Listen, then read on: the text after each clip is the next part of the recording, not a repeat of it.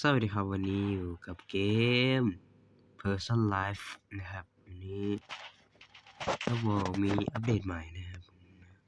ก็ไปดูกันเลยดีกว่านะ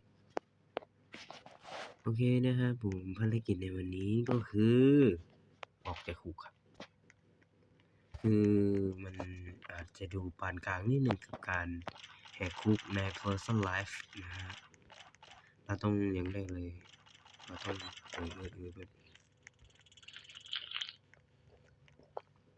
เดี๋ยวแป๊บนึงนะ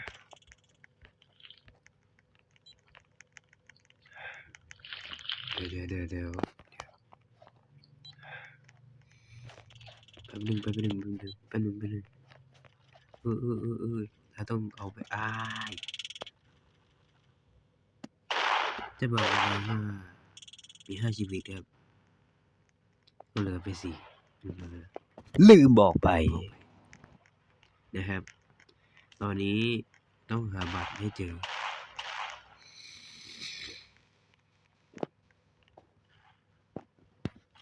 การออกจากคุกไม่ใช่เรื่องง่าย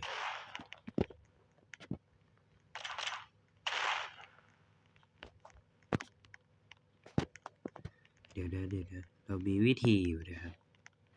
เราจะไปมันก็ง่ายๆนะฮะแค่นี้เองนี่อันนี้เอาอันนี้ไปทุบชักโครกนะครับก็จะได้แล้วเดี๋ยวนะเอาอันนี้ไปทุบชักโครกของคุกนะครับแล้วก็ง่ายๆเลยนะฮะมันก็ง่ายๆนิดเดียวนะฮะค้อนทุบ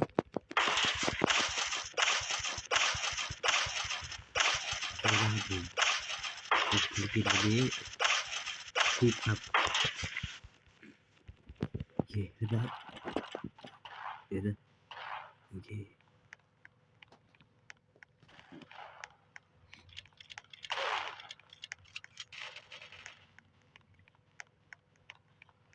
ทางตันเหรอ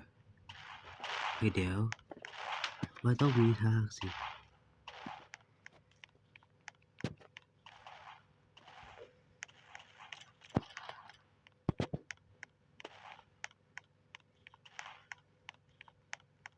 นั่นไงหรือเปล่าจะโผล่ในได้ไหนไหมไม่รู้เหมือนกัน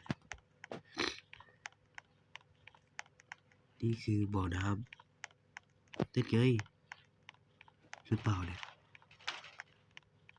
เดี๋ยวเราจะว่ายไปดูนะครับวิ่งเลย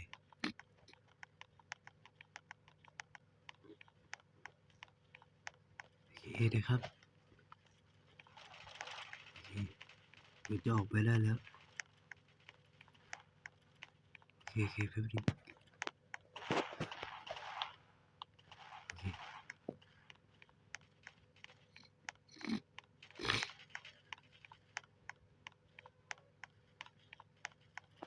เฮ้ยตอนนี้เหลือ3 ชีวิตแล้วครับ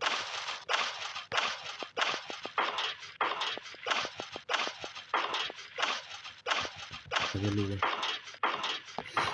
โอเคเรียบร้อยแล้วก็ผ่านเรียบร้อยครับแบบนึงเราต้องแตะพื้นหญ้าให้ได้นะครับเอา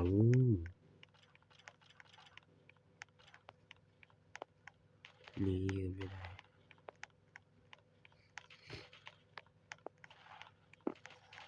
การหาคู่เนี่ย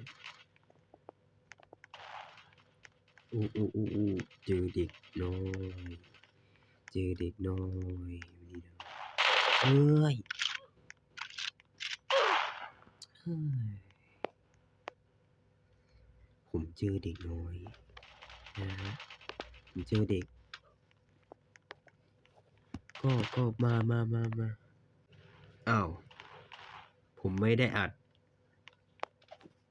ตอนนี้เหลือ2 ชีวิตแล้วนะครับคุยคนเดียวนานเลยเมื่อกี้ อันนี้ไม่ใช่ผืนหญ้านะ ก็ผืนหญ้าช่วยอธิบายให้เข้าใจกว่านี้สิ คืออะไรอ่ะ ไม่ได้อัดหรือ2ชีวิตได้ไงไม่รู้นะครับ โอเคไป โอเคนะครับผม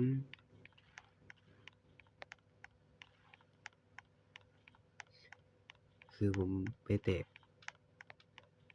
ต้นไม้ตรงนั้นคือจบเลยนะ